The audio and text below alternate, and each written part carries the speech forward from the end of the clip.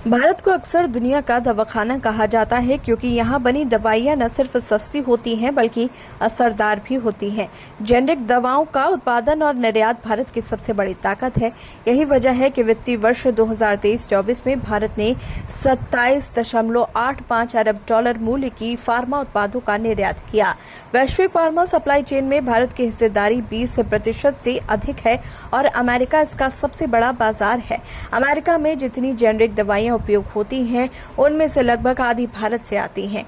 यही वजह है कि जब अमेरिकी राष्ट्रपति डोनाल्ड ट्रंप ने ब्रांडेड और पेटेंट दवाओं पर 100% टैरिफ लगाने का ऐलान किया तो इसने भारत की चिंताएं बढ़ा दी।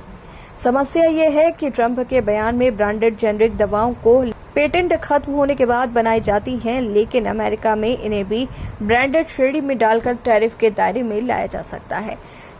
यही स्थिति भारत के लिए जोखिम पैदा करती है क्योंकि जेनेरिक दवाओं में ब्रांडेड वर्जन की हिस्सेदारी काफी बड़ी है। यदि अमेरिका इन पर भी टैरिफ लगा देता है तो भारतीय कंपनियों के लिए सबसे बड़ा बाजार मुश्किल में पड़ सकता है। फार्मा डेटा साफ बताते हैं कि अमेरिका भारत की सस्ती दवाइयों पर कितना निर्भर है। 2022 में अकेले भारतीय कंपनियों की वजह से अमेरिकी स्वास्थ्य व्यवस्था ने 220 अरब डॉलर की बचत की।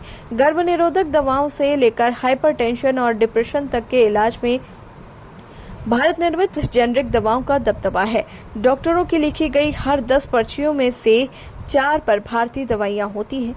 ऐसे में यदि ट्रंप टैरिफ लगा देते हैं तो ये सिर्फ भारत ही नहीं, अमेरिकी उपभोक्ताओं और हेल्थ केयर सिस्टम के लिए भी महंगा सौदा होगा।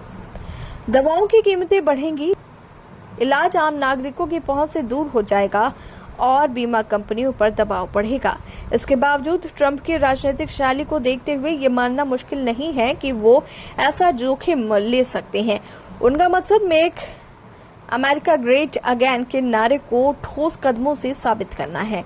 चीन के साथ टकराव के बाद अब वो भारत पर भी दबाव बनाना चाहते हैं ताकि भारतीय कंपनियां अमेरिका में उत्पादन केंद्र स्थापित करें। लेकिन सवाल यह है कि क्या अमेरिकी धरती पर भारतीय दवाइयां बनाना उतना ही सस्ता और संभव होगा जितना भारत में है? श्रम लागत, उत्पादन ढांचा और रिसर्च का स्तर इतना भिन्न है कि भारतीय कंपनियों को अमेरिका में जाकर वही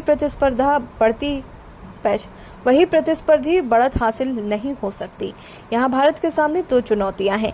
एक तो ये कि ट्रंप की नीति उसके निर्यात पर चोट कर सकती है और दूसरा ये कि भारत के पेटेंट कानून पर पहले से ही अमेरिकी दबाव बना हुआ है। अमेरिका चाहता है कि पेटेंट अवधि बढ़ाई जाए और भारत जेनेरिक दवाओं का उत्पादन देर से शुरू करे। ये मांग न केवल भारतीय उत्पादों बल्कि ग्लोबल साउथ के देशों की दवा पहुंच पर सीधा असर डालेगी। भारत ने दशकों से जेनेरिक को ग्लोबल पब्लिक गुड की तरह प्रस्तुत किया है, जिससे गरीब और विकासशील देशों में दवाइयां सस्ती उपलब्ध हो पाई हैं। यदि ट्रंप का दबाव बढ़ा तो ये पूरा मॉडल खतरे में पड़ सकता है। भारतीय कंपनियों की कमाई का बड़ा हिस्सा अमेरिका से आता है। सन फार्मा, ग्लैंड फार्मा और ल्यूपिन जैसी कंपनियां कैंसर से लेकर नर्वस सिस्टम डिसऑर्डर तक की दवाइयों का निर्यात करती हैं। इनमें से कुछ कंपनियों का 1/3 राजस्व अमेरिका से आता है। ऐसे में टैरिफ सीधा उनके मुनाफे पर चोट करेगा और शेयर बाजार की प्रतिक्रिया भी साफ दिखी। ट्रंप के ऐलान के बाद निफ्टी फार्मा 2% से ज्यादा गिर गया, लेकिन ये सिर्फ व्यापार की लड़ाई नहीं है, ये राजनीतिक टकराव भी है। पीएम मोदी का मेक इन इंडिया और ट्रंप का मेक अमेरिका ग्रेट अगेन सीधे टकरा रहा है। इंद्राणी बागची जैसे विश्लेषक मानते हैं कि ट्रंप भारत की ताकत को कमजोर करना चाहते हैं। इसके लिए वो अपना नुकसान सहने को भी तैयार हैं। डॉलर की ताकत उन्हें ये जोखिम उठाने की सुविधा देती है, जबकि भारत के पास विकल्प सीमित हैं। भारत क्या कर सकता है?